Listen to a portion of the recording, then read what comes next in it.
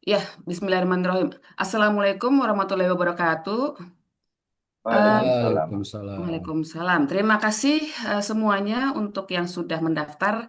Kita bertemu kembali di acara webinar oleh Mitra Psikologi Indonesia yang mungkin kita sudah cukup lama ya, kita tidak muncul lagi di webinar. Malam ini kita ada lagi di tahun 2026 dengan topik Manage Your High Functional Anxiety. Ini kayaknya menarik karena sangat relate kayaknya ya dengan kehidupan kita, terutama yang mungkin bekerja atau mungkin juga tidak bekerja tapi merasakan sudah ada kecemasan.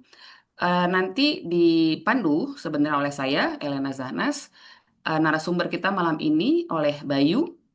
Terima kasih Mas Bayu Fiantoro yang sudah menyiapkan materi malam ini. Mudah-mudahan 1,5 jam ke depan kita sampai jam 9 malam kita bisa berinteraksi dan juga jangan ragu-ragu bila ada pertanyaan atau hal-hal yang memang langsung eh, ingin disampaikan boleh disampaikan karena kita berharap bahwa ini juga ada sharing hal-hal yang sangat diharapkan bisa apa dibawa pulang nanti gitu ya oleh oleh peserta.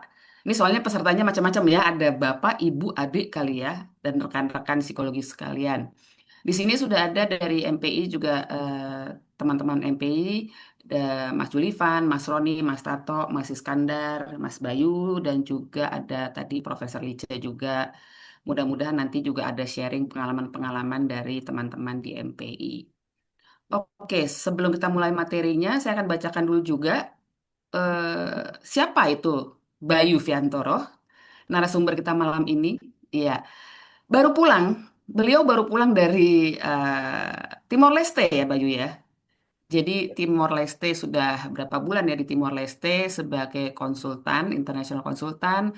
Tapi selama ini dia memang pekerjaannya adalah dia di PPM sampai sekarang.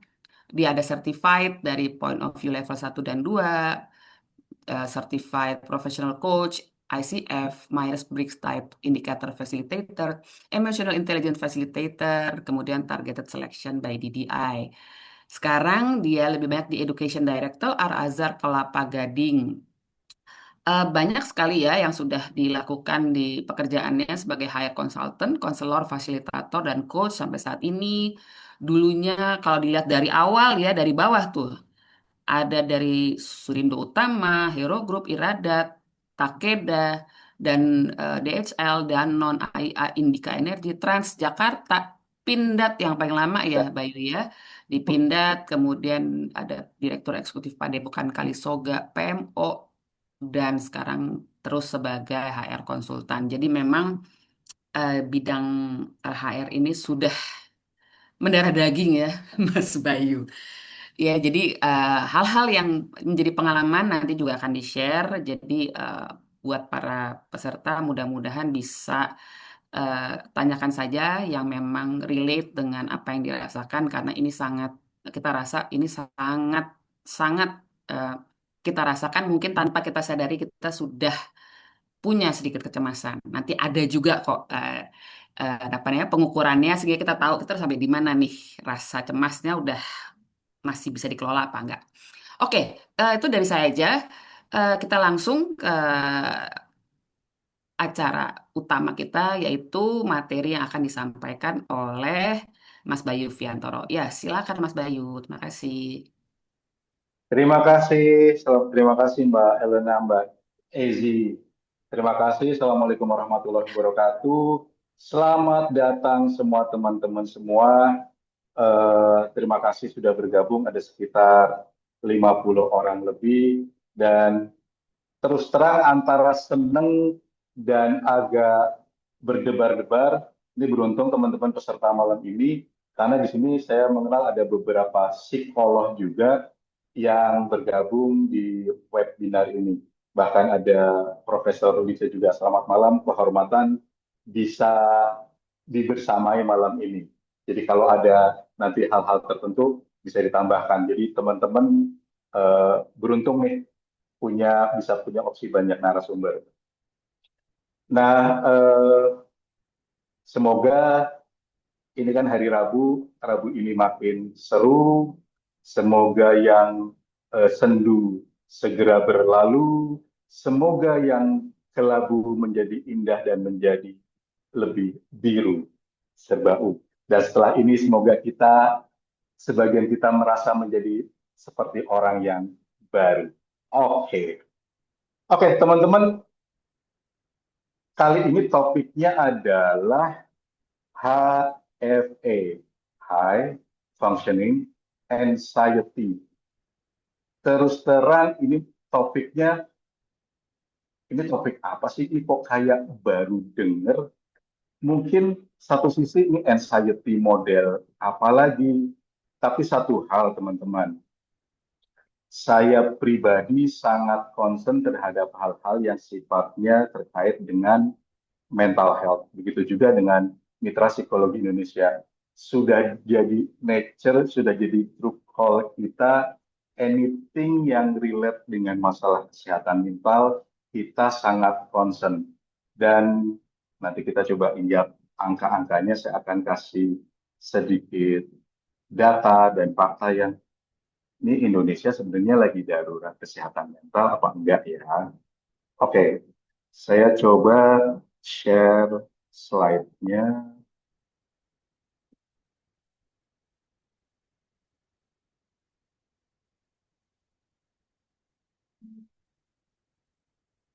Oke,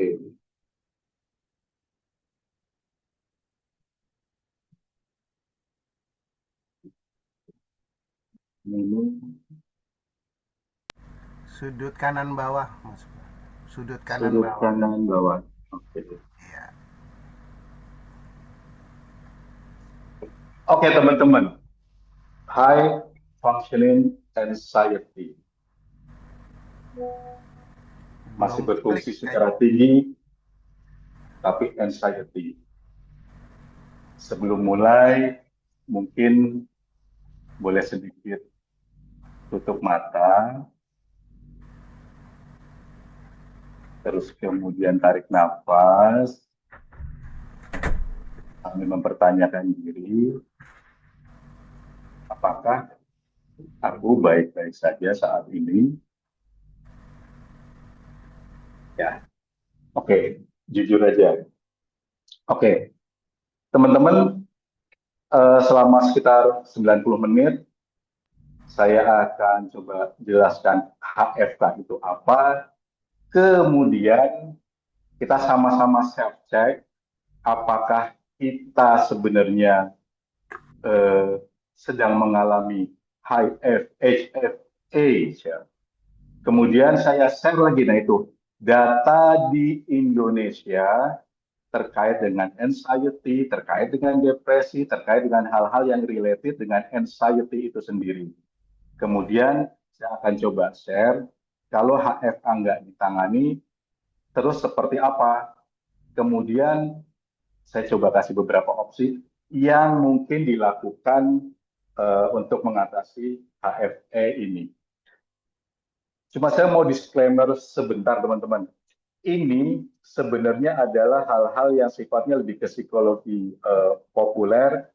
Ini kita sampaikan untuk meningkatkan literasi tentang kesehatan mental. Saya berharap hal-hal bahkan teman-teman yang awam pun yang bukan psikologi bisa lebih memudah memahami, termasuk mengenali gejala-gejalanya, dan ada hal-hal yang praktis yang selepas dari webinar ini bisa teman-teman lakukan.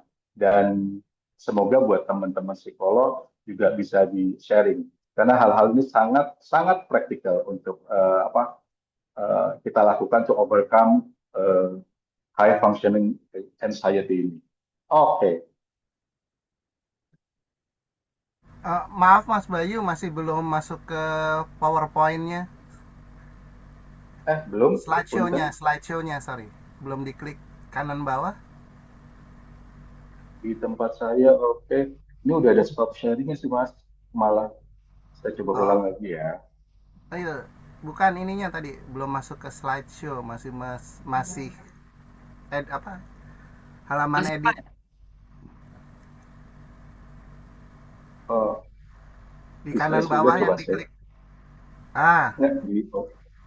Ini udah. Hilang. sekarang hilang. Oke, wait a minute. Belum ya Mas ya? Belum, sebentar masuk ke share, ulangi share screen aja Mas, maaf. Oke.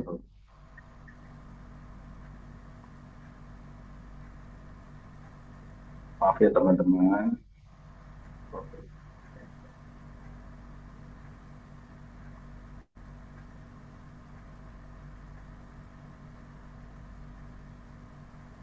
Sudah? Sudah, sekarang masuk ke slideshow ya. Klik, Sudah? Nah, itu klik yang bawah. Sudah, belum sudah. terklik, belum terklik Mas Bayu, maaf. Di saya udah ini. Bahkan ada opsi stop sharingnya udah Bukan, muncul. Masuk ke halaman pertama aja Mas, nggak apa-apa. Masuk ke halaman pertama. Ini belum halaman pertama. Ini udah ada.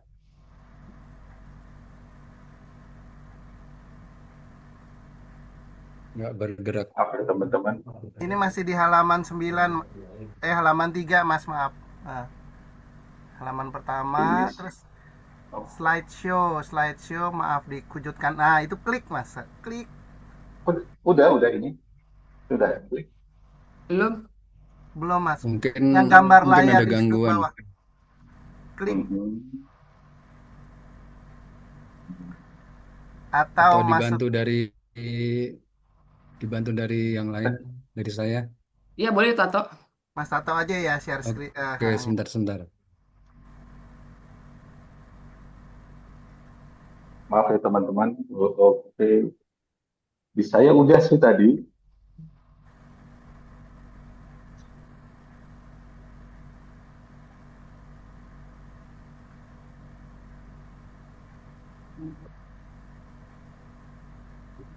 Ya, Ya, sip. Ya. Oke, next. Ya,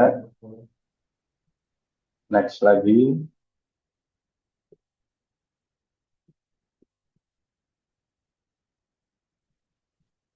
Next, Mas ya. Oke, yang tadi sebelumnya lagi.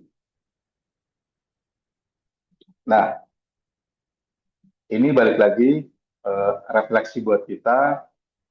Kalau kita merasa produktif, gue udah ngerjain berbagai macam hal, tapi ngerasa kayaknya masih belum deh.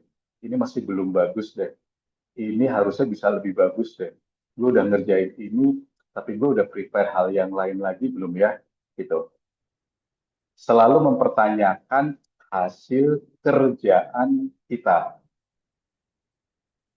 Kemudian satu lagi, semua kelihatannya oke, tapi di dalam selalu gelisah. Nah, ini sih teman-teman, selalu gelisah itu sebenarnya banyak eh, bisa dimunculkan, direpresentasikan, mostly adalah ke hal-hal yang fisiologis kita.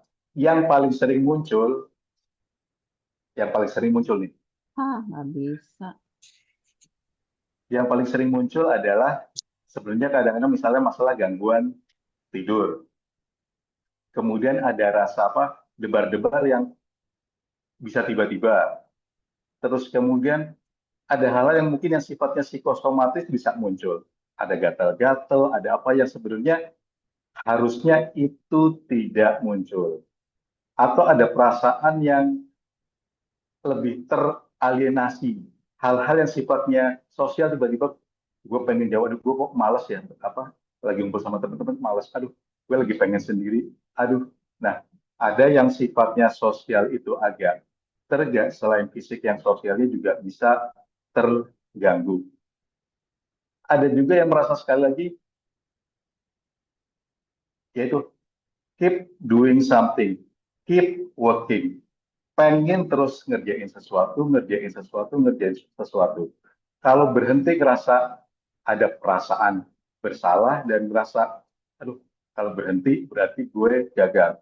Padahal sebenarnya mungkin kita udah capek gitu. Cuma balik lagi, tapi itu yang kita rasakan terrepresentasikan di luar enggak kayak gitu. Orang masih ngeliat kita sebagai seorang yang apa ya, strong, yang kuat, yang mungkin kelihatannya fun. Dan satu lagi, teman-teman, sebenarnya kalau boleh sharing, kenapa saya tertarik sharing materi ini pengalaman, ya kalau boleh sedikit spill, actually it happened when I was in Timor Leste. Kalau teman-teman waktu itu melihat, eh, kalau yang punya WA saya selalu posting lagi di pantai, lagi tenang, atau segala macam, yakin. Saat itu saya, wah, pokoknya lagi sebenarnya nggak nyaman banget.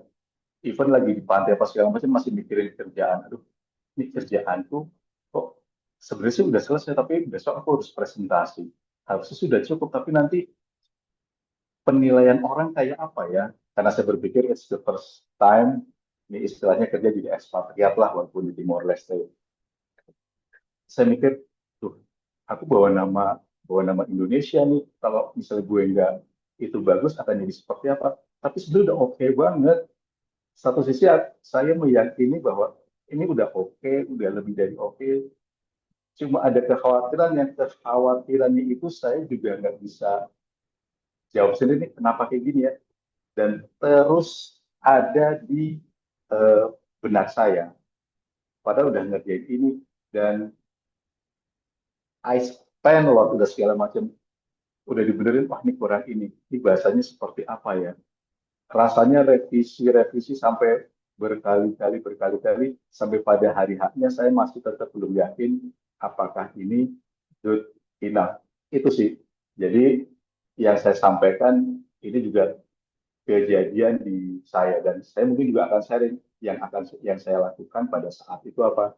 Dan apalagi punten, sekarang zamannya sosial media, we can put something yang kelihatannya fun, kelihatannya everything is baik-baik saja, kelihatannya indah, kelihatannya ya hal-hal yang positif lah.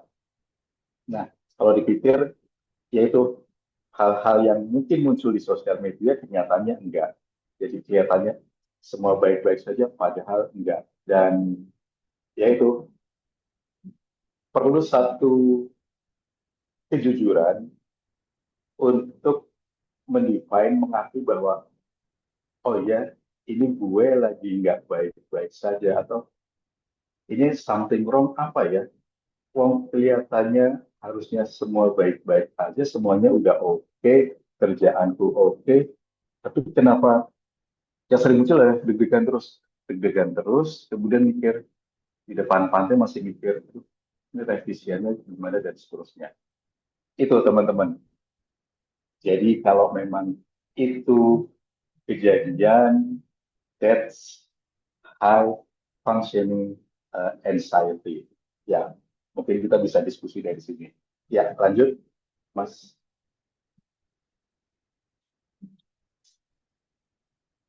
Sekali lagi, eh, ini walaupun ada activity, ini bukan terapi klinis.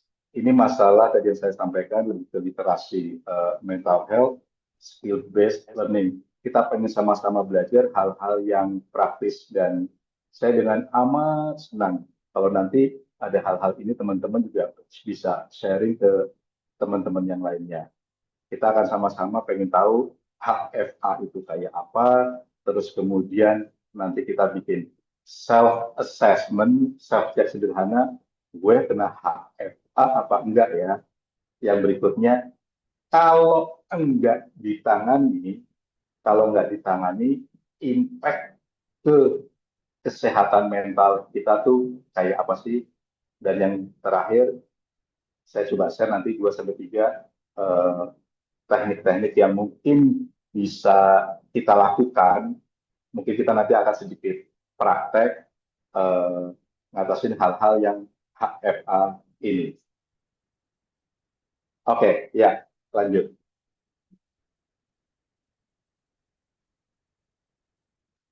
Nah, high functioning anxiety. Ini saya tahu banyak psikolog juga di sini. Sekali lagi, ini bukan diagnosa resmi dari DSM-5. teman-teman yang bukan psikolog, kita mengidentifikasi seorang punya masalah psikologis, biasanya kita identifikasi gejalanya yang muncul A, B, C, D, dan seterusnya.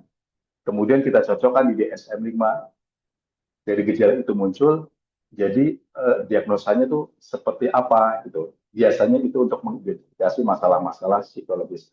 But again, HFA ini bukan diagnosa resmi DSM. Mungkin secara eh, formal banyak dimunculkan pada sekitar tahun 2010-an. Ini ada gejala apa ya? Everything is fine. Orangnya kelihatannya baik-baik saja, termasuk high achiever, perfeksionis, apalagi ya, ya kerja di kantor baik-baik, target-target tercapai. Tapi datang ke ruang konsultasi, gue kok rasanya tetap nggak nyaman ya, nggak nyaman, ada sesuatu yang kenapa deg-degan, kenapa gue cemas tanpa reason yang jelas. Dan kalau dijustifikasi ke belakangnya, kayaknya nggak ada masalah. Masalah apapun yang relate dengan kecemasan itu. Nah, akhirnya kan jadi nggak nyambung nih, everything is fine, tapi kemudian ada gejala-gejala anxiety yang cukup ekstrim. Nah, akhirnya muncullah seperti ini. High functioning artinya secara fungsi, performance, kinerja masih baik-baik saja. Tapi ada di eh, orang itu satu kecemasan yang, gue, I need to discuss with the profesional, atau dia mungkin share ke temennya, gue kenapa ya? Lihatnya semua baik-baik aja, hasilnya juga nggak jelek-jelek amat itu. Dan balik lagi, kebetulan karena saya bergerak di bidang SDM, saya juga psikolog untuk EAP. EAP itu Employee Assistance Program. Itu biasanya eh, ada psikolog-psikolog yang ditempatkan di apa, korporasi-korporasi yang untuk mengassist, mensupport para pekerja, yang mungkin ada merasa kurang nyaman. Dan ya balik lagi, eh, cukup umum eh, orang apa datang ke ruang konsultasi. Ada yang mungkin awalnya nggak realize, tapi satu ruangan eh, tiba-tiba selalu temennya selalu bicara dengan nada tinggi, marah-marah, temennya dia merasa semua baik-baik aja kok, tapi teman seruangannya ngerasa ya lu nggak baik-baik gitu loh. Kalau lo sadar nggak sih, kalau lo berinteraksi dengan orang, terima telepon apa segala macam, nadanya selalu tinggi, tapi yang bersangkutan ngerasa dia baik-baik saja. Dan satu lagi, si orang itu secara fisik dari waktu ke waktu makin overweight. Itu yang sedang saya hadapi sih. Artinya dia datang dari rujukannya teman-teman untuk datang konsult adalah konseling, karena awalnya dia ngerasa semua baik-baik saja. Akhirnya ya udahlah, kita ngobrol, yes, sangat perfeksionis, sama deadline sangat eh, sangat apa ya, sangat ketat, sangat rigid. Kerjaannya memang bagus, tapi balik lagi hal-hal itu muncul, si doesn't realize, buat teman-temannya ngerasa, look, datanya punya problem deh.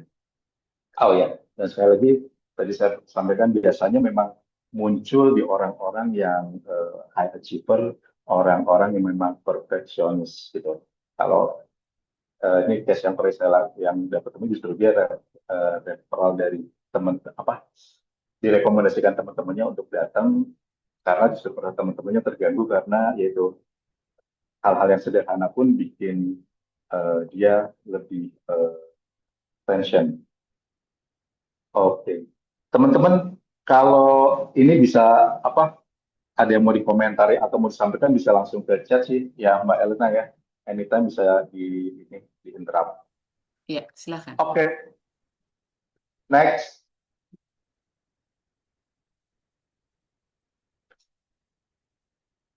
Lanjut Mas Toto. Bentar, ini Oke, ini kita nanti coba untuk apa ya? Kita coba refleksi, kita mengidentifikasi, dan ya buat teman-teman psikolog mungkin bisa jadi referensi kalau ingin melakukan mungkin simple assessment seseorang kena HFA apa enggak sih, gitu. Teman-teman, saya sih terus terang sangat concern untuk kita bisa mengidentifikasi HFA ini karena ya ini kayaknya pintu gerbang untuk masalah-masalah kesehatan mental yang lebih serius lagi. Ada stres, ada depresi, bisa burnout dan seterusnya, atau eh, general anxiety disorder. Nah, balik lagi teman-teman, ini mungkin beberapa tanda-tanda yang mungkin sering diabaikan, terutama balik lagi kalau kita menemukan, dan semoga sih eh, bukan kita, perfeksionisme yang ekstrim. Ya, pengen semuanya sesuai dengan standar sudah di-define. Tidak toleran terhadap kurang toleran terhadap ya sedikit perbedaan dari standar, dari ukuran-ukuran yang sudah ditetapkan, itu ada perfeksionis ekstrim. Nah, selalu harus produktif. Ini mungkin ya ada mungkin beberapa keyakinan orang tertentu bahwa mungkin dari waktu ke waktu hidup kita harus berguna, ya emang benar harus bermanfaat, jangan sampai ada waktu terbuang. Tapi mungkin ini sudah di level yang eh, cukup ekstrim. Jadi ingin setiap waktu do something gitu loh. Kalau break jadi ada merasa bersalah. Seperti itu. Selalu harus produktif. Yang berikutnya adalah kita selalu merasa punya kewajiban harus selalu mensupport orang lain. Kita selalu merasa punya kewajiban untuk melakukan apa yang diminta orang lain. Terlepas daripada kita punya waktu, terlepas dari sebenarnya kita mampu atau enggak. Susah untuk bilang enggak ke orang lain. Itu salah satunya. Ada overthinking, punya to-do list panjang, begitu kelar, next apa lagi ya, next apa lagi ya, gitu. Kita capek, tapi rasanya mau berhenti, wah ini tetap harus jalan, dan sebenarnya udah capek banget. Sebenarnya ini salah satu ini sih teman-teman, salah satu yang mungkin ditengarai adalah when you wake up in the morning but you still feel so tired, ya coba pikirkan ini apa ya, what's going on. Tidur udah ya 5 sampai 7 jam. Tidur relatif itu udah cukup lelap. Misalnya bangun rasanya nggak nyaman. Atau sebenarnya bisa juga sih pada saat mau tidur rasanya banyak hal yang mesti dipikirkan. Nah, itu ada tanda-tanda yang seharusnya kita bisa lihat, ini ada yang nggak bener nih sama gue nih, gitu. Kemudian balik lagi, hal ini kita ngerasa, sebenarnya kita udah bisa mengidentifikasi kok, kita ngerasa bahwa ini ada yang nggak bener nih, ini ada yang nggak bener nih, gitu loh.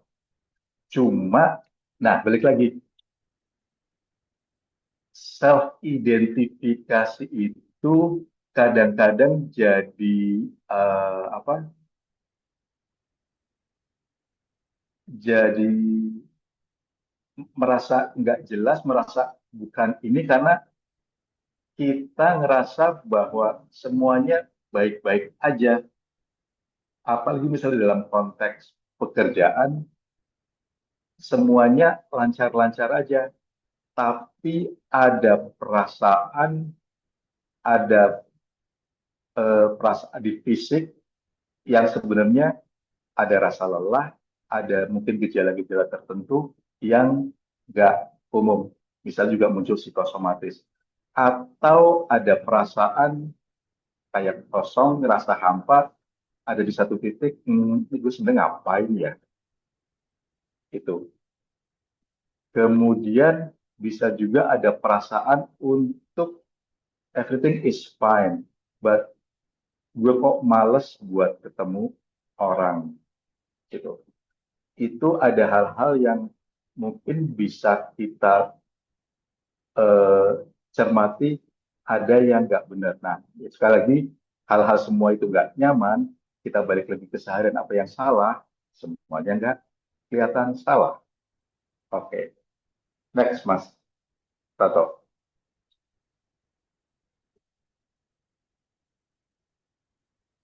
Ini untuk makin memperjelas anxiety yang secara umum dinilai anxiety disorder sama HFA itu apa sih? Kalau yang umum, kecemasan umum sebenarnya udah jelas-jelas mengganggu pekerjaan kita, terganggu, ada hal-hal fisik lah terganggu. Dan sering itu lebih obvious gitu, lebih sering kelihatan. Sementara kalau yang HFA itu lebih tersembunyi. Oh ya, dan sekali lagi saya sampaikan, everything is look so fine. Semua kelihatan baik-baik saja. Bahkan mungkin malah bukan sekedar biasa-biasa aja. Malah kelihatan buat orang lain kelihatannya, ini perfect banget ya, keren banget ya, produktif banget ya. Oh ini outputnya banyak banget ya. Orang ini produktif banget dan seterusnya dan seterusnya. Ini everything is so fine. Terus yaitu tersembunyi dengan performa dan produktivitas. Dan kalau anxiety yang secara umum bisa mempengaruhi performance, sekali lagi HFA bisa kelihatan semuanya sukses, kelihatan nggak ada masalah. Nah sekali lagi CAD itu lebih obvious, HFA lebih laten. Itu. Oke, next.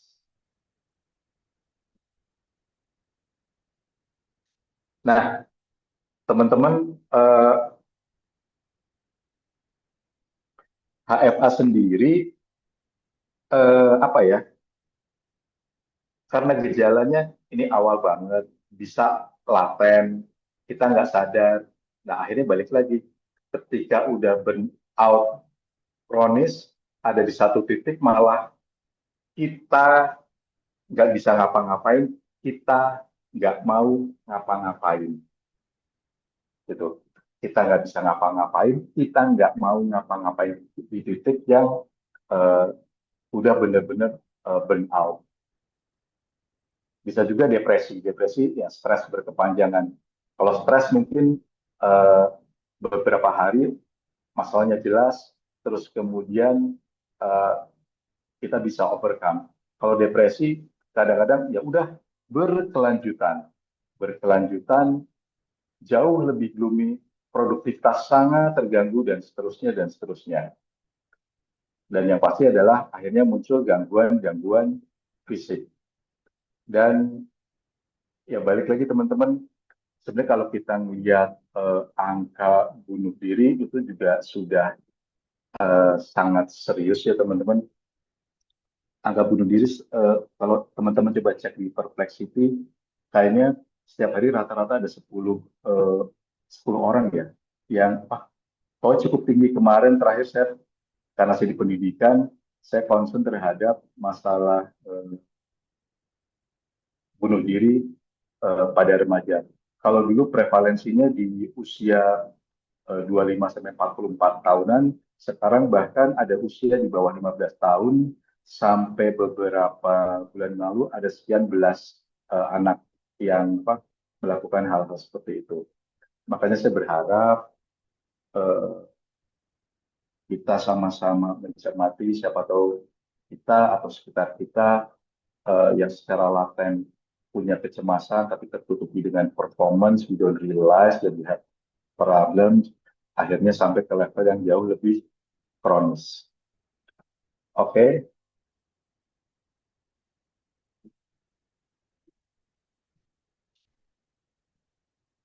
Oh ya, tadi saya sampaikan masalah datanya. Indonesia sudah tidak baik-baik saja, Kak. Ini datanya data terakhir kesehatan mental Indonesia 24-25. 16% penduduk Indonesia mengalami gangguan kecemasan, naik 10% dari ya 2018. Kemudian yang depresi ada 17%.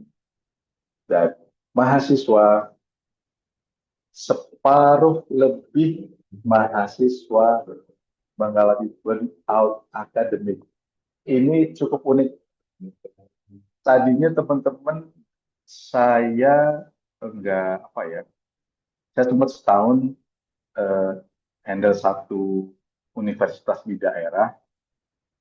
Waktu itu saya presentasi, saya melihat bahwa angka anxiety-nya tuh tinggi banget. Ya mereka memang khawatir eh, bisa menyelesaikan kuliahnya. Hari-hari mereka menyelesaikan studinya dianggap sangat berat, kekhawatiran mereka terhadap masa depan sangat-sangat tinggi.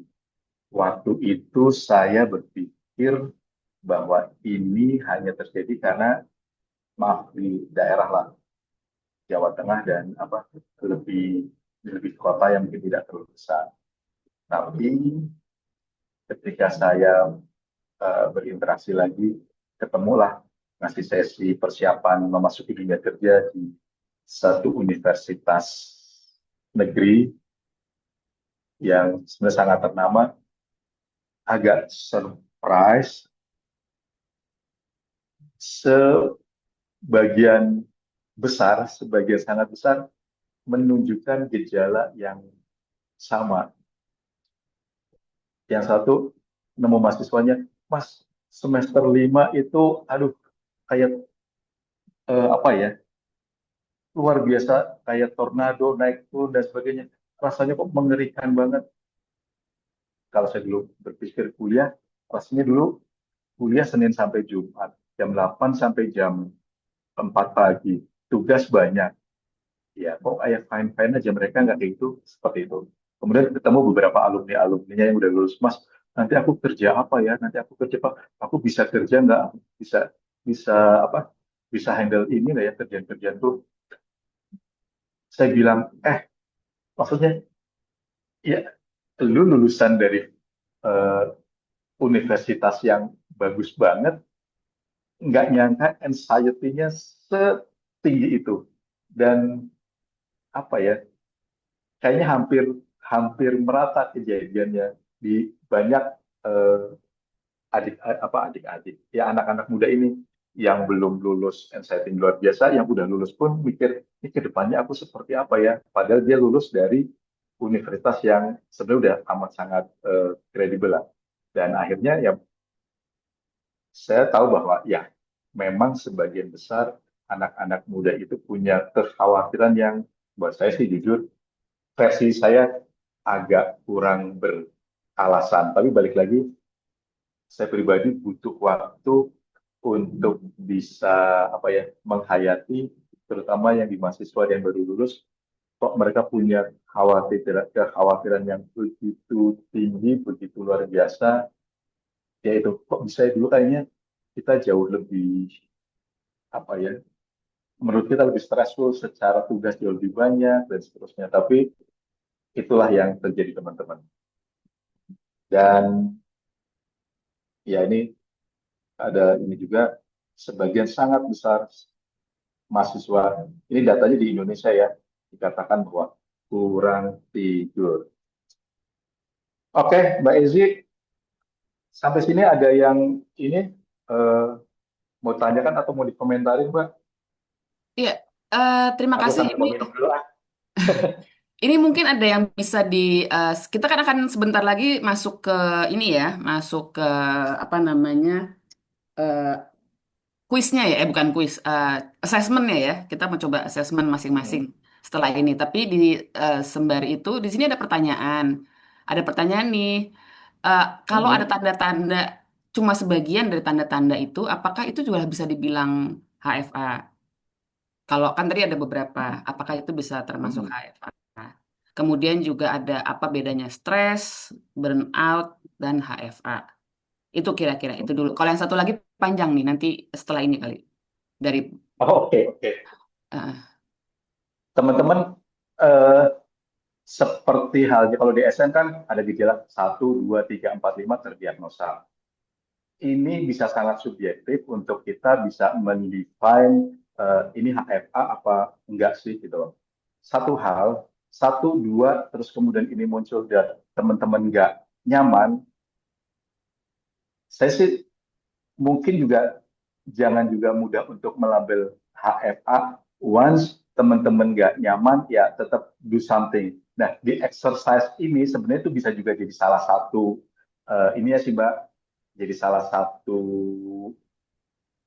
tolak ukurnya. Saya terus terang lagi, sekarang kan musim nih, orang bangga, oh gue dapat kena gejala ini terus akhirnya eh, gejala itu bahkan jadi satu kebanggaan kalau eh, aku tuh misalnya masuk ke dalam satu apa diagnosa psikologi tertentu. Saya justru ingin berharap banget, berhati-hati dan sangat bijak untuk mendefine, melabel satu gejala psikologis tertentu, terutama di diri kita. Yang pasti, once tidak nyaman, kita bisa cari tahu. Tapi ketika teman-teman jauh lebih tidak nyaman, please datang ke profesional. Itu sih. Saya paham sekarang teman-teman mulai apa? Mulai ingin mendefine gejalanya sendiri gitu. Dan sebenarnya sangat manusiawi, sangat wajar, tapi saya berpikir hal-hal yang subjektifnya adalah once you can still handle dan merasa baik-baik saja, okay, you can share with ada orang-orang tertentu sambil untuk paling nggak jadi second opinion, tapi once teman-teman ngerasa udah sangat nggak nyaman atau dari orang-orang terdekat merekomendasikan misalnya ke profesional, please do gitu. Dan kalau tadi yang berikutnya adalah pertanyaan stres itu apa sih, burnout itu apa sih, atau depresi kayak apa? HFA sebenarnya gejala gejala awal ya. Stres itu kan ya semua tekanan yang bikin kita nggak nyaman, ada istilahnya distress, ada eustress, stres yang bikin kita apa, eh, stres yang bisa bikin kita termotivasi. Nah, stres itu biasanya kalau secara umum ya, dalam beberapa hari it's back to normal. Ada perasaan nggak nyaman sedemikian rupa. Tapi kalau udah depresi, balik lagi, itu biasanya takes more than four. Kalau pengalamanku ya berinteraksi dengan apa orang-orang yang datang ke aku, kalau udah lebih dari 4 hari, seminggu, 2 minggu, ada perasaan gloomy, terus kemudian udah nggak pengen apa ya, untuk melakukan yang bisa dilakukan, hasrat itu udah nggak ada, terus energi itu sudah kayak nggak apa, energi sudah rasanya udah habis, dan kalau itu udah lebih dari seminggu, please do come to professional, please do come to psychology. Burnout itu tuh udah merasa yang wah, ada di satu titik yang akhirnya kita merasa lelah, akhirnya nggak bisa ngapa-ngapain dan nggak mau ngapa-ngapain gitu. Kalau burnout, kita break, terus kemudian do another activity, vacation, traveling, healing, biasanya selang berapa waktu itu akan apa, akan kembali. Tapi kalau udah di depresi, hal-hal kayak gitu, nah nggak serta-merta menjawab permasalahan yang ada. Gitu Mbak Ezi. Oke, iya. Terima kasih ya itu tadi pertanyaan dari siapa ZZ namanya cuma ada ZZ dan Mbak Mimi. Eh, kita lanjut ada pertanyaan lagi dua lagi apa kita lanjut dulu apa kita Lanjut ke slide-nya dulu deh Mbak. slide dulu ya. Oke, buat Oke, Mbak slide dulu. apa ada Mbak Tio sama Mbak Tiara setelah ini ya kita lanjut dulu mungkin nanti kita ada jawabannya dari paparan yang berikut ini. Terima kasih. Oke, aku Oke, coba lanjut, speed up Mas. prosesnya ya. Ya. Oke, oke. Maaf ya teman-teman, ini saya nggak bisa operate di sini, jadi operating Mas Tato. Iya. Ini ngomongin HFA kan balik lagi, ini juga pengalaman pribadi, terus ya, jadi saya bisa ngerasa, oh ini gue lakukan, yang gue alami ini HFE ya. Ini psikolog ngalamin high functioning anxiety, ya kelihatannya oke, hasil apa, kerjaan juga oke, tapi ternyata di hatiku paling dalam, aku punya kecemasan yang sangat tinggi. Oke, next mas.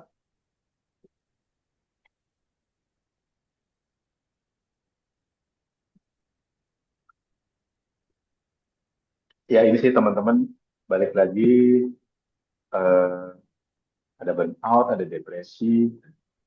Akhirnya yang tadinya bukan eh, anxiety disorder, akhirnya jadi ke sana, yang tadinya sebenarnya biasa-biasa aja gitu.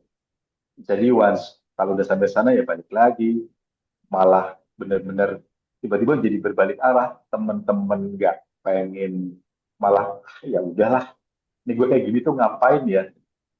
Terus terang saya sambil ngomong sambil mikir, oh ya ini gue kemarin kejadian kayak gini ya, ini gue kayak gini ngapain ya, udahlah males, udah nggak peduli lah.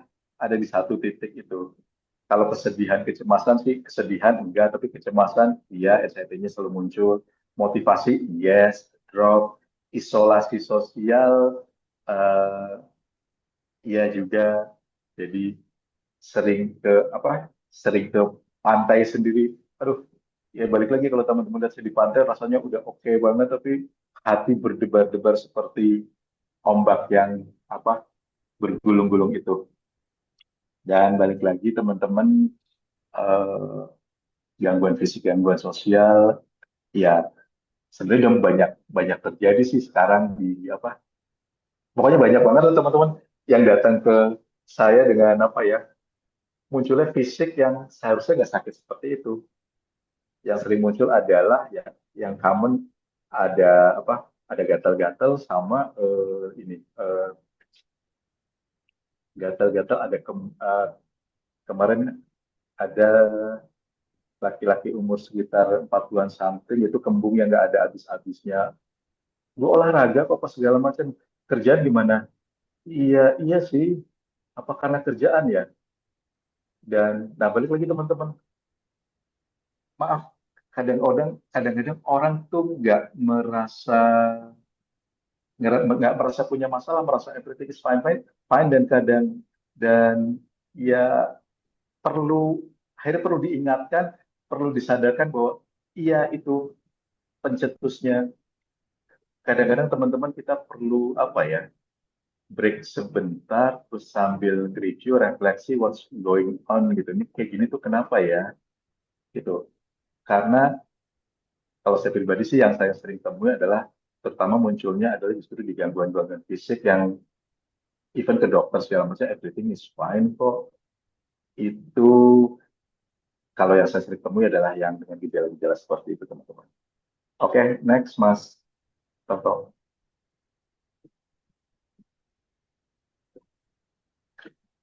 Oke, ini data-data lagi antara mahasiswa sama profesional. Eh, Kalau 56%, kalau kita ada sekitar, kita ada 77 orang, ya asumsinya separuh separuh yang di sini punya kekhawatiran dan burnout. Dan silahkan dilihat, ada sekian persen yang punya khawatir gangguan tidur, ada kecemasan kronis, ada ngerasa kesepian di lingkungan kerja. Kalau kemarin sih saya eh, yang bikin riset kecil-kecilan, ya ada beberapa yang yaitu merasa kayak nggak punya siapa-siapa di apa, terutama di tempat kerja. Hahaha sih, tapi ngerasa itu basa-basi aja gitu. Silahkan aja dilihat angka-angkanya teman-teman, ini eh, yang terjadi. Yang terakhir sih memang penelitian dari UNESA, tapi memang apa, UNESA, tapi ini respondennya banyak banget, ada 1.000 orang lebih, dan ini sangat apa, update banget. Ya ini mungkin populasinya lebih spesifik ya di mahasiswa-mahasiswa, tapi respondennya banyak banget, dan itu didefine sebagai gangguan mental berat. Eh, Terus terang saya senang banget main di angka-angka ini teman-teman. Sebenarnya saya juga silahkan aja teman-teman explore sendiri. Saya ngedefine dari perplexity untuk dapat angka-angka terakhir. Ada angka bunuh diri, ada angka kecemasan, ada ya hal-hal yang teman-teman concern. Paling nggak untuk menunjukkan bahwa ya banyak di sekitar kita gitu. Mungkin di luar ini sih kalau saya mau di luar ini nih ada kemarin saya baru iseng pengen lihat angka premarital seksual di antara remaja, datanya dari BKKBN, angkanya berapa teman-teman di anak SMA ke bawah 62% gitu. Ya kan saya sekarang berhubungan dengan sekolahan, saya minta guru-guru nih melek nih ada sekian persen, dan ini semoga membuat kita juga sedikit lebih melek di sekitaran kita 20%-nya aja punya gangguan mental berat, dan semoga kita tidak termasuk yang di dalamnya. Oke, next Mas Tato. Nah, ini mau Ya, pakai apa? Mau dikasih linknya atau teman-teman mau ngitung sendiri nih? nah, Ini iya, self assessment, mangga. ya Mas Bayu, ini dari ada self assessment ini bisa dilihat linknya di ini mungkin Mas Roni sudah bisakah ditaruh di chat box linknya atau QR-nya? Iya, eh, Saya taruh di chat box, Mas. Mbak. oke. Nah, ini teman-teman boleh silakan mengisi pakai QR atau mungkin kalau tidak bisa ada pakai link ya. Mau pakai QR atau mau ambil kertas, terus teman-teman Nah, ini hitung linknya juga. sendiri. Bisa. Ada 8 item sambil belajar lagi hitung berhitung. Ya, di sini jadi ada link. Oke, linknya bisa di-share di WA group, boleh. Oke, ini jadi ada QR. Ini kita boleh silahkan teman-teman ada dari QR boleh. Ini juga linknya juga ada. Terus ini mungkin kita kasih waktu sekitar ini isinya cepet kok 8 cuma 8 ya. Sekitar 3 menit ya. Sekitar 3 menit. Oke, nanti hasilnya gimana Mas Roni? Kita munculin di nanti ketahuan. Kita munculkan di masing-masing atau angkanya aja kan? Angkanya nanti baru Enggak, mungkin nanti kalau itu saya ini apa ya DM aja ya, nggak enak kalau ini dong iya rame-rame. ya. Jadi nanti Jadi hasilnya akan di DM. Tapi kalau sekarang udah mulai penasaran, ya bisa dihitung manual. Karena kalau dari tadi dari link itu sebenarnya nanti akan langsung kelihatan dari kita bisa baca, nanti kita bisa kasih. Karena kalau mau dilihat dari sini pertanyaannya bisa juga dijawab langsung, di total bisa langsung. Nanti setelah ini baru kita spill eh, angka berapa aja menunjukkan apa gitu ya. Jadi ada range angka menunjukkan berapa gitu. Boleh silakan mungkin teman-teman coba di bisa dilihat dari paparan ini ada 1 sampai 8. Bisa hitung sendiri, bisa juga atau pakai yang link tadi. Oke, buat pertanyaan yang ada nanti ini ada pertanyaan lagi Mas Bayu agak panjang ya. Jadi ada hal Ya, teknis. Mungkin setelah aku ini ya sambil karena baca juga. sembari Mas Bayu udah sembari baca ya. Jadi mungkin bisa Hmm. di compile ya antara pertanyaan beberapa orang ini. Jadi mungkin tambahan aja ya buat eh, yang sudah mengerjakan kalau saya nggak bikin berisik. Jadi kadang-kadang kita ngerasa memang saya juga gitu Mas Bayu. Kadang-kadang ngerasa eh, capek sendiri gitu kan ya kadang-kadang. Tapi apakah capek sendiri ini terus kemudian kita udah mulai HFA gitu kan?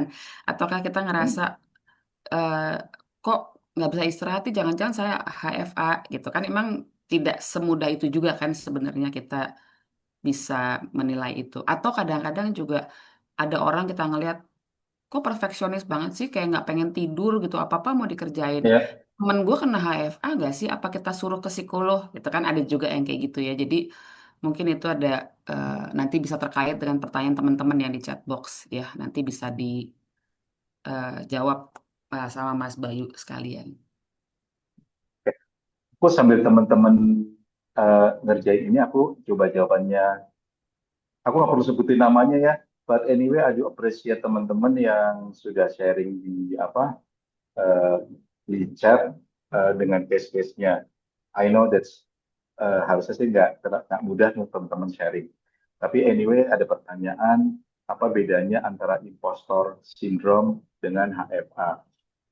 Eh, Kalau impostor syndrome tuh sebenarnya apa ya? Impostor dia sebenarnya nggak kompeten, terus dia berusaha sangat keras untuk menunjukkan dia kompeten, tapi dengan wajah yang cool, gitu, yang cool. Itu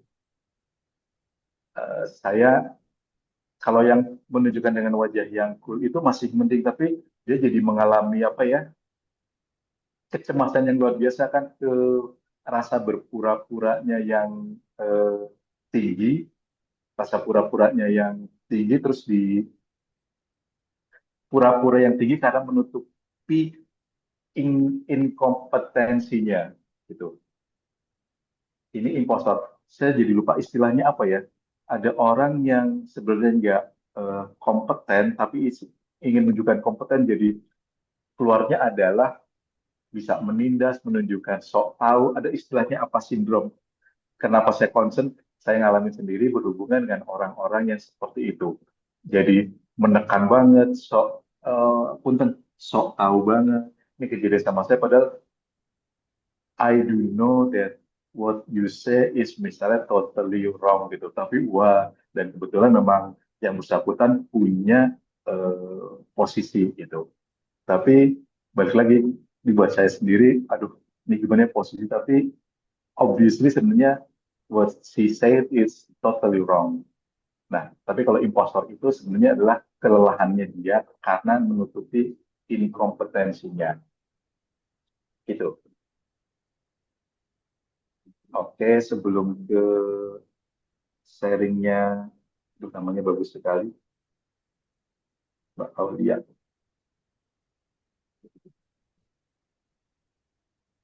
Oke, ini ada yang mau Oke. ya silakan Mas Bayu. Oke. HFA dalam jangka panjang berpotensi memburuk ke arah GAD atau somatic disorder dan paling disorder. Di sisi lain, karyawan HFA menjadi andalan karyawan karena kinerja yang selalu baik. Apa yang sebaiknya dilakukan untuk mendorong karyawan HFA konsultasi ke psikolog juga tidak mudah karena mereka biasanya tidak mengakui kondisi anxiety-nya. Keren banget, Mbak, Mbak atau Mas, Mbak Tio Akrom. Kebetulan, uh, sebenarnya balik lagi, ini terus terang fungsi saya di EAP, Employee Assistance Program, ada orang-orang yang merasa sebenarnya bermasalah, tapi karena satu dan yang lain hal, bisa karena stigma datang ke psikolog, di beberapa orang sih itu masih ada, walaupun sekarang orang sudah makin realize bahwa datang ke psikolog menjadi sesuatu yang umum. Kalau saya sebagai orang HR, strateginya adalah waktu itu sosialisasi.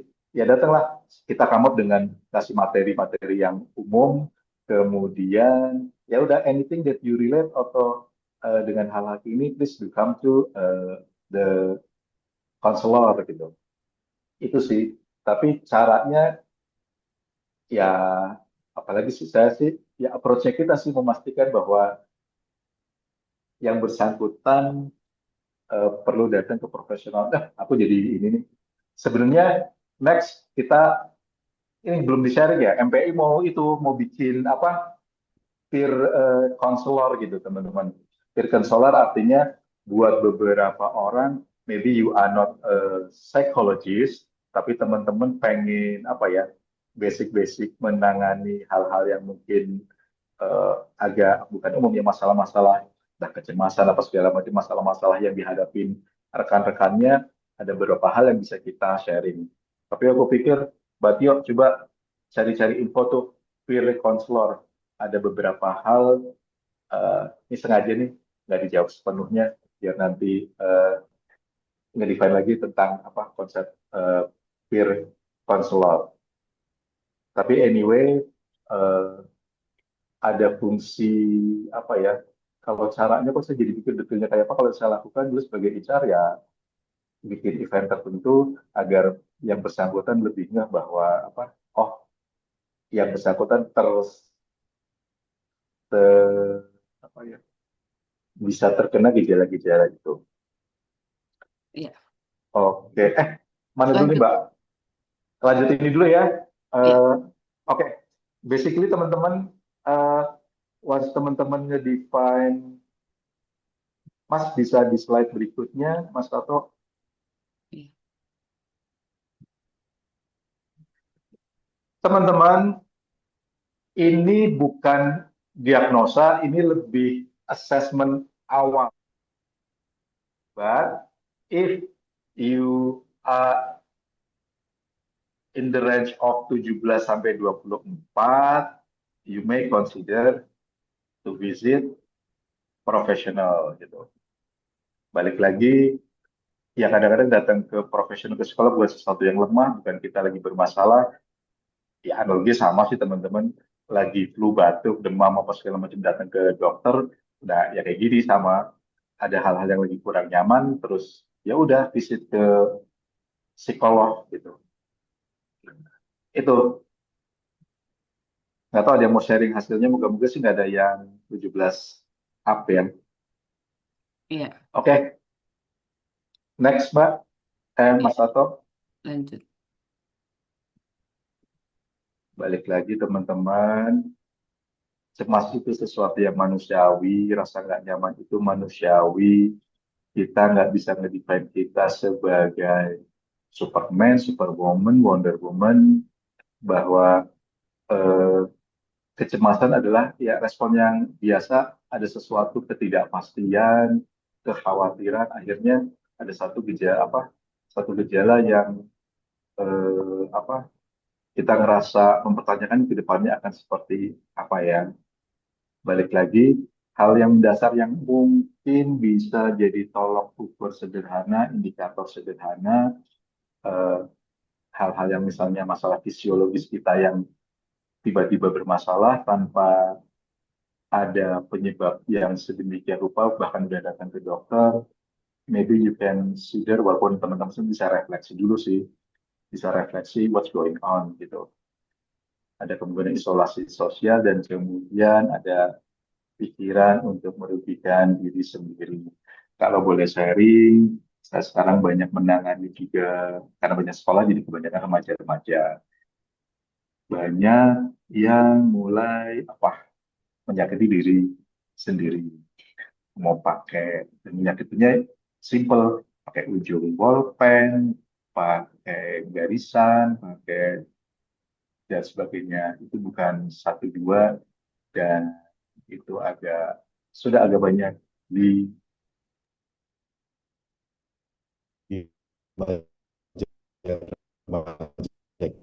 kita gitu. Oke, Tato.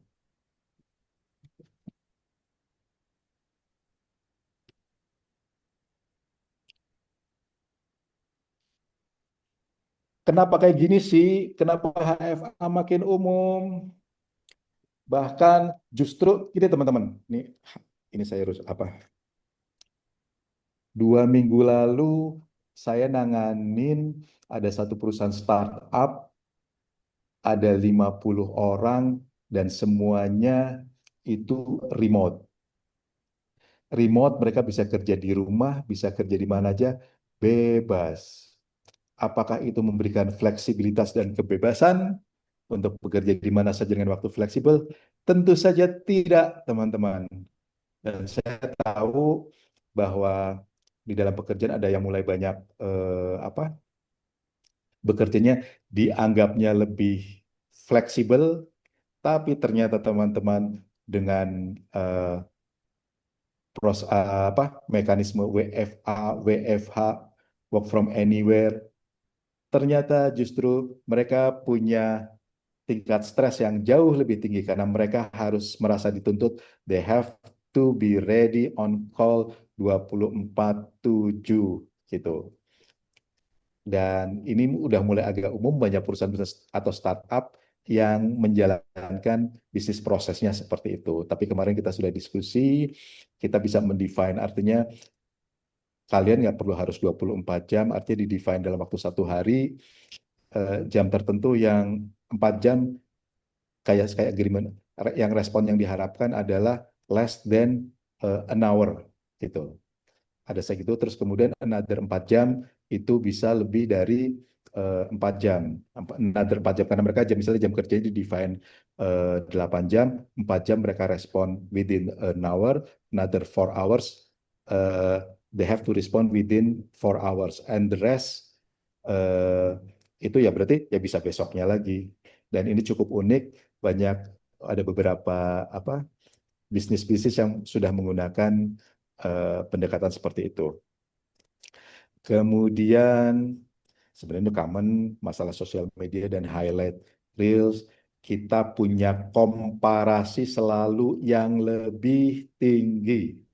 Kita selalu punya perbandingan yang lebih tinggi, dan mungkin ya ini yang dialami oleh anak-anak kita, adik-adik kita, anxiety-nya yang menurut saya sudah sangat di atas rata-rata, karena mereka punya referensi secara visual, ada orang-orang yang jauh lebih lebih tinggi, lebih berprestasi, lebih cantik, lebih kaya, lebih lebih segalanya. Jadi merasa apa yang sudah dimiliki itu jauh. Akhirnya timbul usaha-usaha yang mungkin jadi tidak realistis.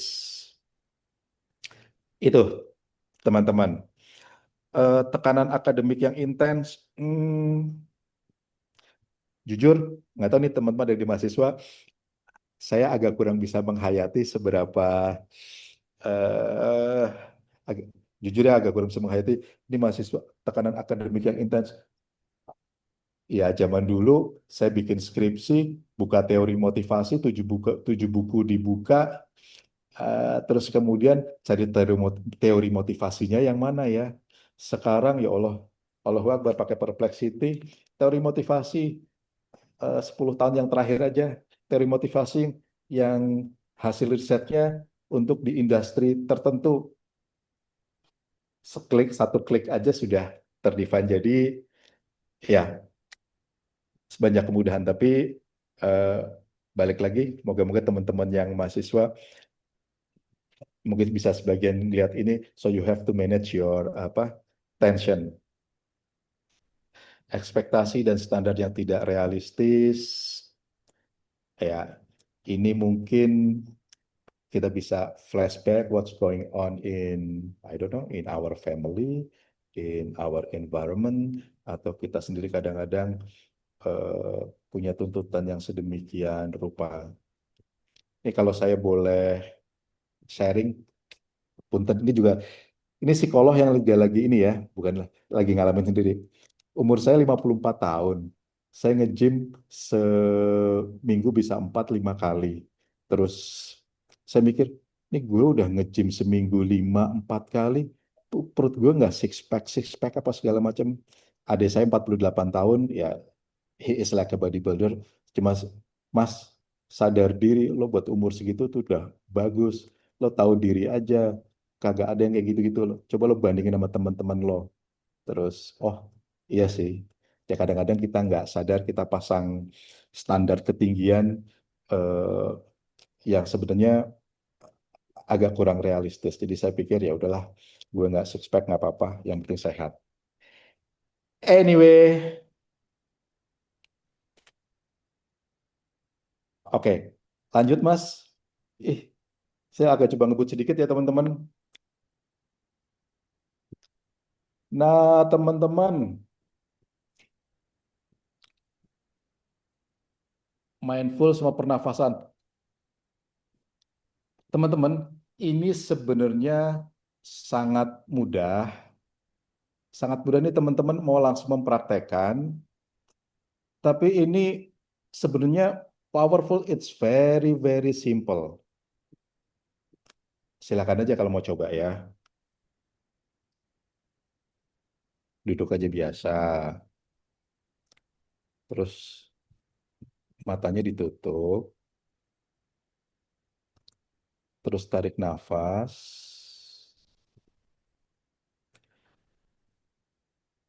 Tahan 2 detik. Terus hembusin pelan-pelan. Pada saat narik nafas atau nahan, atau ngeluarin pelan-pelan, dirasain sensasinya.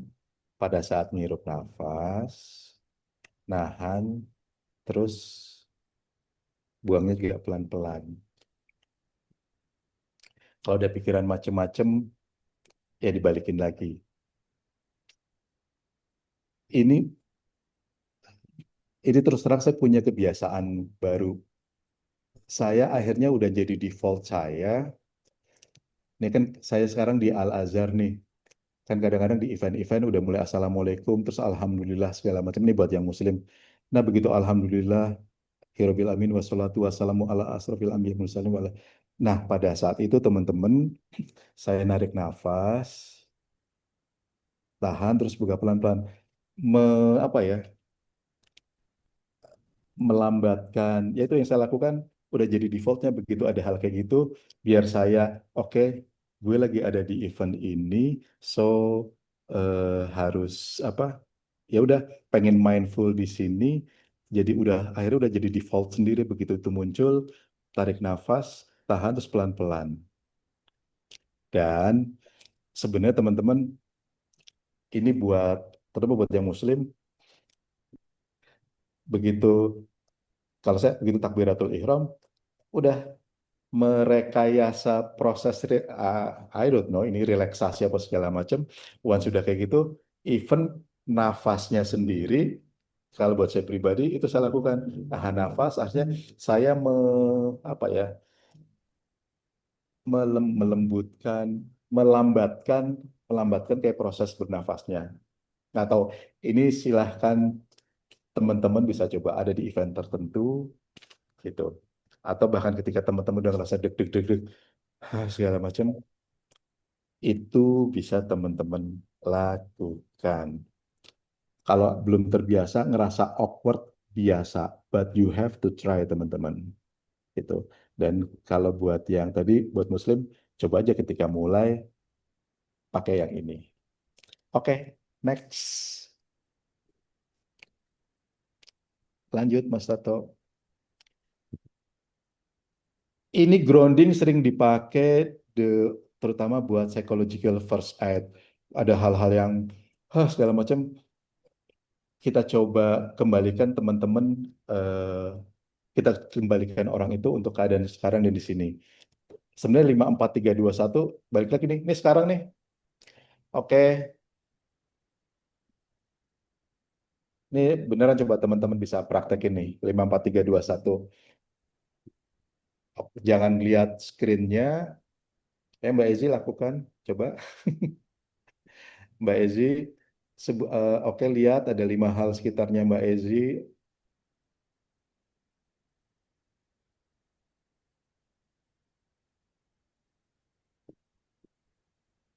Ada yang bisa disentuh, 4 hal.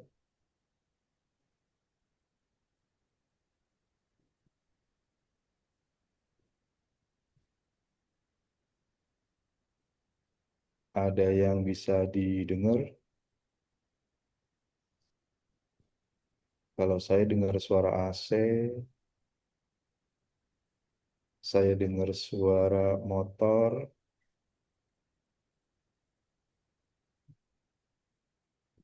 saya dengar ada suara berdenging tapi nggak tahu apa.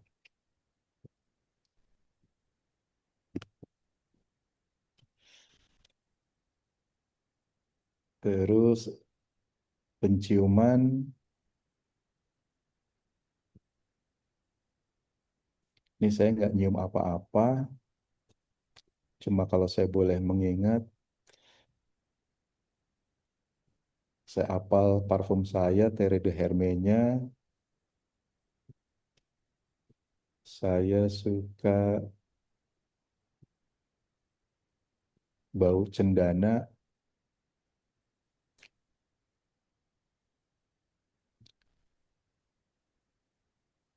terus kecap di lidah, pahit. Dari tadi saya nggak ngerasain, tiba-tiba baru kerasa pahit. Teman-teman, itu mungkin sekali lagi agak bit awkward atau aneh. Tapi balik lagi ketika udah debar-debar banget, overthinking segala macam, diem, ngeliat sekitaran, kalau perlu disebutin, saya ngeliat jam, saya ngeliat pajangan bunga plastik, kalender, tempat tisu, aqua. Saya pegang HP, saya pegang ini, saya pegang kunci, dan seterusnya. It could be awkward, teman-teman, tapi balik lagi, ini kayak first aid, paling nggak bisa back to beat normal. I do consider teman-teman bisa nge-defense seperti ini. Even pada saat teman-teman menghadapi saat-saat yang mau presentasi, teman-teman tiba-tiba blank atau tiba-tiba nervous yang luar biasa, maybe you can practice these things. Ya, next Mas. Iya. Oke, maaf, Mas, ini Sebenarnya kan ada sudah, grounding yang lainnya, teman-teman. ya, eh, Pegang es, ngerasain sensasi dinginnya. Bener-bener, ini gue pegang es, ini gue dingin. Kalau Sebenarnya kalau teman-teman lagi traveling, so piknik, please pakai barefoot apa segala macam, itu teman-teman bisa consider. Kalau ke pantai, aduh, coba rasain aja. Dan benar-benar dirasain. Oh iya, gue lagi di pantai, pasirnya ngenain kaki gue, kok lembut. Oh, gue lagi di pantai, oh airnya tuh kayak gini, gitu. Sensasi rasanya itu dirasain, gitu. Bisa pegang sesuatu, ini es dingin, atau ketika teman-teman healing, bahkan mungkin iseng aja pada saat CFD lagi di Sudirman apa segala macam, sepatu dilepas, jalan kaki, ya moga-moga sih nggak nemu benda-benda itu tajam ya. Ada sensasi yang beda, even di rumah. Maybe you can put off sendal dan seterusnya. Oke, next.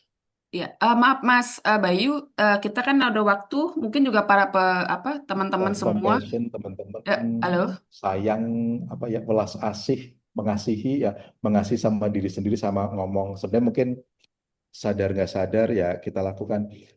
Teman-teman, maybe saya nggak tahu sih, harusnya sih hal-hal kayak gini udah sangat common ya. Ngomong bahwa gue bisa, gue tenang, gue harus bisa, gue bisa, hari ini gue happy, hari ini gue happy, bisa, bisa, bisa. Sekarang sih bukan kayak hal-hal yang silly ya, self talk ngomong kayak gitu, nggak cuma dalam hati. Ya, saya pribadi lagi ya, pagi-pagi mau masuk ruang kerja, Bismillah, semangat, semangat, semangat, semangat, semangat. Hari ini asik, asik, asik, asik, kayak gitu. Dan balik lagi, kalau capek, badan kita sendiri udah ngasih tahu kok, oh gue take a break dulu, gue perlu istirahat dulu, gitu. Nggak perlu setiap saat harus selalu produktif. Dan kadang-kadang gue udah kerja kayak gini, gue perlu dong self reward, gue pengen healing, pengen jalan-jalan dan seterusnya. Itu kadang-kadang perlu ngomong, lu nggak apa-apa kayak gini dan lu nggak apa-apa gini. Gue tahu lo marah dan balik lagi, ini oke lo baik, lo lagi kesel, ini oke lo marah, nggak usah jadi terlalu sempurna, pretend that we are strong. Ya gue marah, iya wajar emang marah.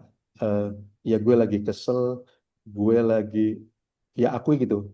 Dan balik lagi, even perasaan-perasaan yang teman-teman nggak tahu bisa dinamain teman-teman. Itu salah satu kalau kita mau belajar eh, em- emotional intelligence. Salah satu langkah awalnya adalah teman-teman bisa menamai emosi-emosi kita yang mungkin sebenarnya rasa bingung. Oh gue sebenarnya lagi minder. Oh ini gue sebenarnya lagi marah gitu. It is okay, perasaan-perasaan itu subjektif kok. nggak perlu ada standar. Rasa bingungnya teman-teman dengan rasa bingungnya orang lain itu bisa beda-beda. Oke, next. Mas Bayu, Mas Bayu dengar suara saya? Ya, Mas Mas Bayu, Tato.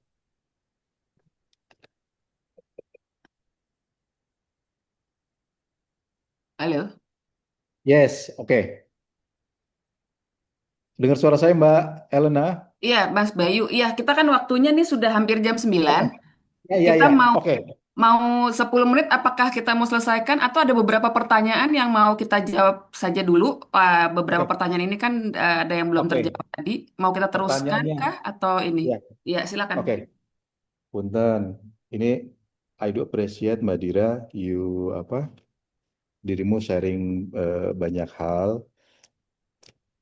Yang pasti datang ke profesional itu adalah sesuatu eh, udah langkah yang bagus banget. Tapi satu hal, ini memang tidak didefine masalahnya seperti apa. Ketika kita datang ke profesional, bukan berarti datang sekali kemudian kita solve the problem. Kadang-kadang kita perlu datang berapa kali untuk akhirnya dapat insight tertentu gitu. Dan sebenarnya saya sudah sangat happy eh, Mbak sudah admit hal-hal yang mungkin apa yang bahwa gue nggak se-strong itu, ada hal-hal yang apa sudah gue lakukan dan memang itu hasilnya bisa up and down. Sometimes kita bisa recover, sometimes it happen again. Buat saya sih please tetap keep consult Mbak sampai akhirnya apa bisa membuat dirimu jadi lebih strong gitu. Sekali lagi apa ya mungkin karena yang disampaikan apa relatif cukup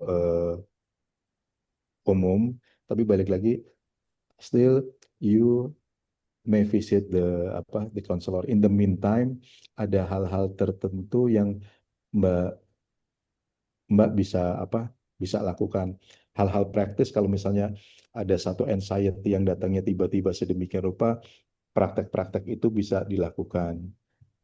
Sebenarnya ya banyak hal lah, terus terang banyak aspek yang perlu dipertimbangkan approach. Ini sekali lagi ya saya bilang ini bukan sesi terapi segala macam, but I think what you do to visit the professional udah langkah yang sangat bagus Mbak.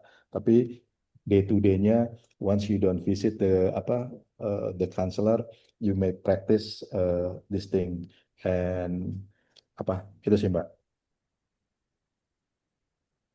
Ya. Jadi satu sisi saya tidak mesti mendefine seperti apa, but still keep visit the counselor. In the meantime, you can practice these things.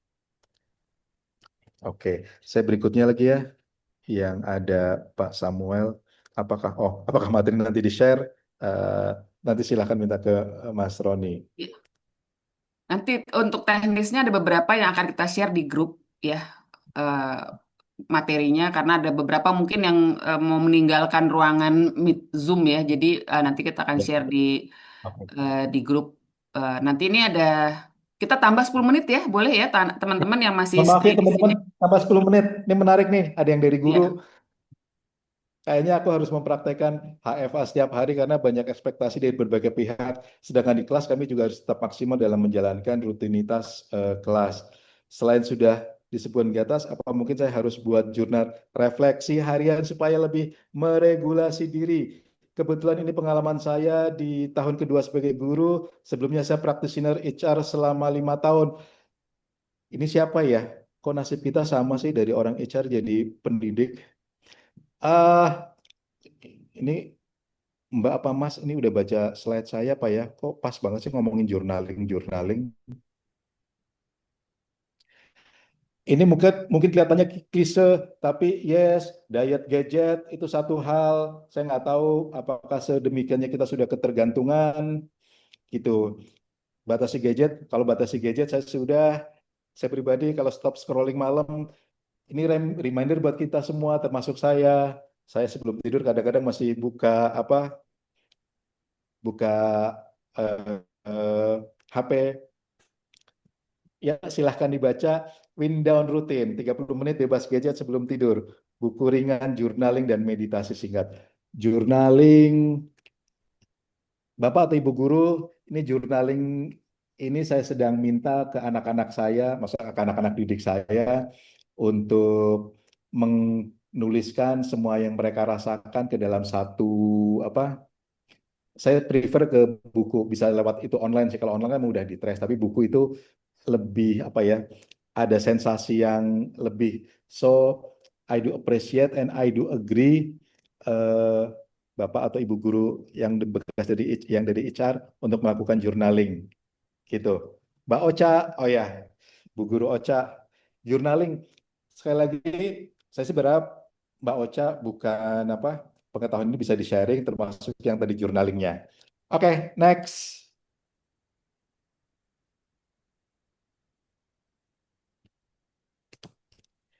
Oke, teman-teman, sebenarnya balik lagi, kita belajar mengidentifikasi. Ya, harusnya saya minta sih ambil kertas dan seterusnya, apa yang paling sering memicu kecemasan teman-teman.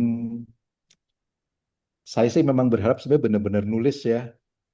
Eh, Kalau selepas ini moga-moga teman-teman bisa melakukan, tulis 3 hal yang bikin teman-teman cemas, kemudian pikirkan kapan teman-teman bisa liburan, apa bisa benar-benar istirahat, yang tanpa memikirkan apapun, lepasin terhadap masalah emang pekerjaan, even your personal problems. Dan yang saya harapkan, mungkin setelah ini yang tadi 5 4 3 2 1 5 yang dilihat bisa dipraktekkan, kemudian nafas bisa dipraktekkan, kemudian tadi beberapa hal grounding yang sederhana, habis ini buka kulkas, pegang, oh iya ya dingin ya. Habis ini jalan lepas sendal slipernya, terus dirasain sensasi dinginnya, oh selama ini eh, apa nggak ngerasain lantai rumah itu seperti apa. Nanti minggu depan siapa tahu CFD, lari atau jalan sambil buka sepatunya. Anyway, ada yang terakhir Mas Tato. Ini sebenarnya tadi tips-tipsnya, kalau mau di-sharing, monggo. Masalah journaling, masalah nafas dan sebagainya, saya pikir ini bisa jadi day to day kita untuk apa ya? Sekali lagi, first aid ini bukan terapi. Once teman-teman consider that the problems is not that easy, impact ke fisiknya cukup signifikan, impact ke interaksi sosial teman-teman juga cukup signifikan, menjauh, nggak mau berinteraksi, impact terhadap pikiran-pikiran tertentu juga signifikan, bahkan termasuk misalnya ingin menyakiti diri sendiri, sampai di titik itu, please do come to the professional, gitu. It doesn't mean that you are weak, tapi ini justru smart way. Is there anything else, Mas Tato? Iya. Gitu. Oke, I think that's all. Mbak Elena dan teman-teman semua, mohon maaf kalau ada yang kurang berkenan atau ada yang belum dijawab ininya. Mungkin teman-teman nanti bisa kontakkan sama teman-teman di MPI gitu. Di sana banyak juga teman-teman psikolog. Saya sih berharap kita bisa berinteraksi di sesi-sesi yang lain. Sekali lagi, teman-teman dari Mitra Psikologi itu pengen banget membumikan eh, peran kita sebagai psikolog makin punya impact, makin punya dampak ke hal-hal positif. Kita pengen teman-teman lebih sehat mentally dan jauh lebih produktif. Karena yaitu isu sehat mental itu udah jadi hal yang serius di Indonesia. I think that's all. Terima kasih teman-teman. Silahkan Mbak Elena. Iya, oke, terima kasih Mas Bayu. Ini topiknya menarik, kayaknya memang nggak cukup ya waktunya 1,5 jam.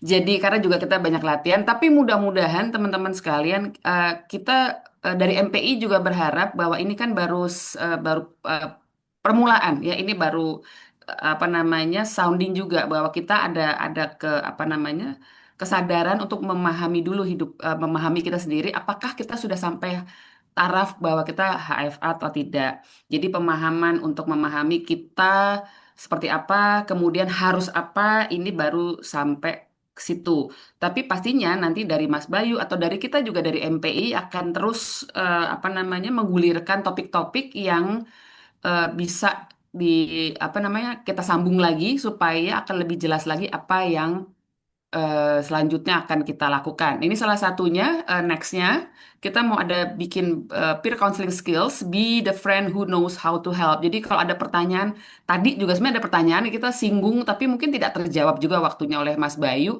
Sebenarnya kadang-kadang HFA itu bukan kita yang ngerasain, tapi teman kita atau peers kita atau orang kantor kita. Kita mesti apa? Apakah kita suruh ke psikolog? Kan belum tentu dia mau. Nah, tapi bagaimana malah kita yang kita bilang sehat, teman kita mungkin ada yang merasa kita anggap HFA, kita bisa melakukan peer counseling skills ini. Jadi ini akan ada lanjutannya di bulan Juli. Mudah-mudahan insya Allah kita nanti tanggalnya kita pastikan.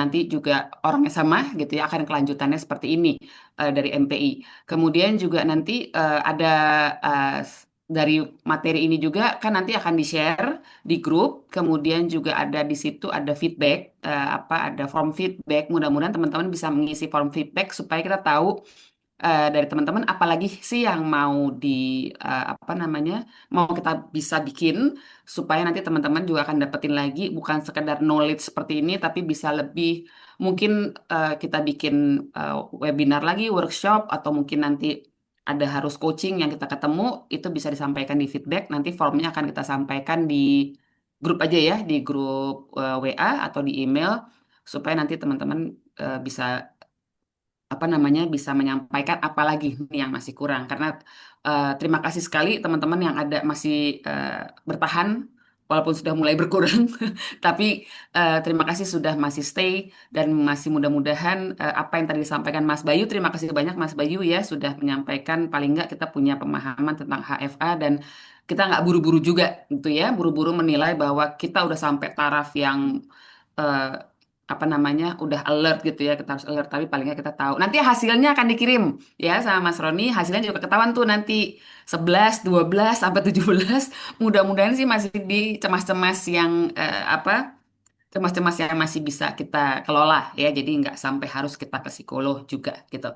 Oke, itu dari saya, dari mungkin sebelum ditutup dari Mas Ivan selaku Direktur MPI mungkin akan menutup dengan beberapa pengumuman juga. Terima kasih buat teman-teman. Silakan Mas Ivan. Oke, terima kasih semuanya. Wah, luar biasa. Yang jelas saya hanya meng-highlight aja bahwa ini adalah sebuah knowledge yang mohon untuk apa dipelajari bersama dan kita coba masterize, kita coba sepakati untuk ada exercise. Nanti tadi sudah diumumkan akan ada sesi lanjutan dan di bulan ini juga Jumat nanti ada juga sesi yang akan kita tawarkan kepada teman-teman free juga. Nanti akan saya dan teman-teman MPI akan sebarkan melalui WA group yang kita punya. Ya, tujuannya adalah untuk sama-sama kita mengasah kemampuan kita.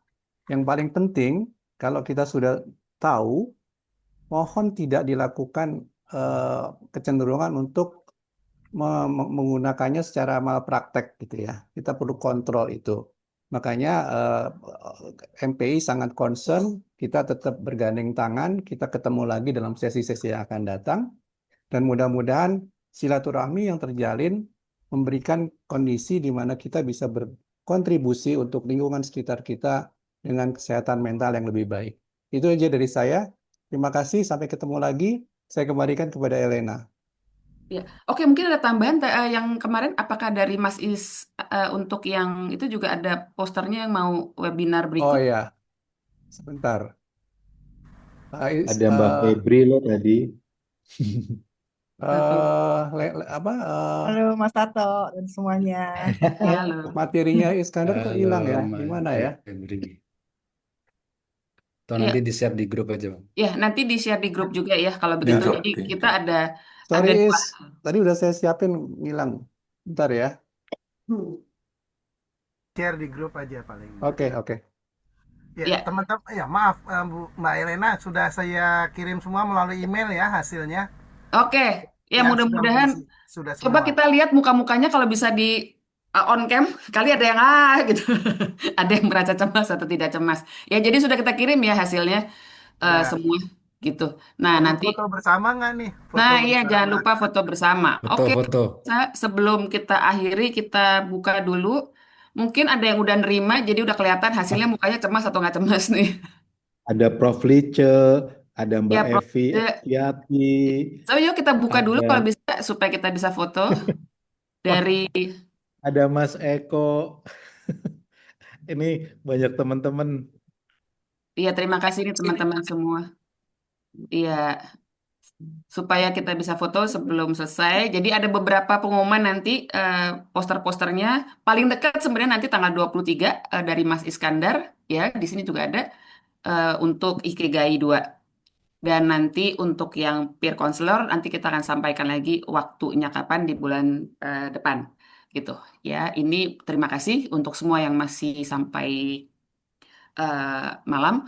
Iya, jangan lupa nanti isi form hadir dan juga feedback ya teman-teman. Terima kasih banyak supaya kita bisa meningkatkan lagi dan banyak tema-tema lagi, topik-topik lain yang bisa kita lakukan kalau ada feedback yang kita dapat dari teman-teman. Terima kasih banyak. Yuk, mari kita buka. Apakah sudah siap untuk difoto? Belum semua buka. Belum semua. Iya. Oh, Mbak Ocha, Ibu Guru, Ibu Hmm. Idalina. Sehat terus Ibu. Ayo dibuka Ya udah, Zoom-nya, silakan dibuka untuk difoto. Ibu Ya, Putri Suhendro, wajahnya familiar banget ya. ya iya. Kan Oke, pembicara juga. ada Ada dua Mbak Paramita. frame ya. Ada dua frame, siap ya. Ya, Silakan dua frame, senyumnya ditahan. Satu, dua, oke. tiga. Sebentar, Dan Pak Riko, sebentar, Bu Yuni. sebentar. Sudah? Belum, Wah belum, ini belum, Pak sebentar. Iwan Segara, peserta nomor 1 tadi masuknya. Frame 2 sekarang. Oke, satu, dua, tiga. Oke, terima kasih. Terima Oke, kasih terima Mbak kasih Putri. Aduh, semuanya. semuanya Assalamualaikum. Ya, terima kasih semuanya. Kalau begitu, nanti ada Ayo apa cek. yang yang pengumuman berikutnya ada hal-hal nanti kita sampaikan di WA group atau kita email. Eh, Terima kasih sekali lagi. Wassalamualaikum warahmatullahi wabarakatuh. Sampai jumpa lagi Waalaikumsalam. tutup Waalaikumsalam. webinar. Terima kasih.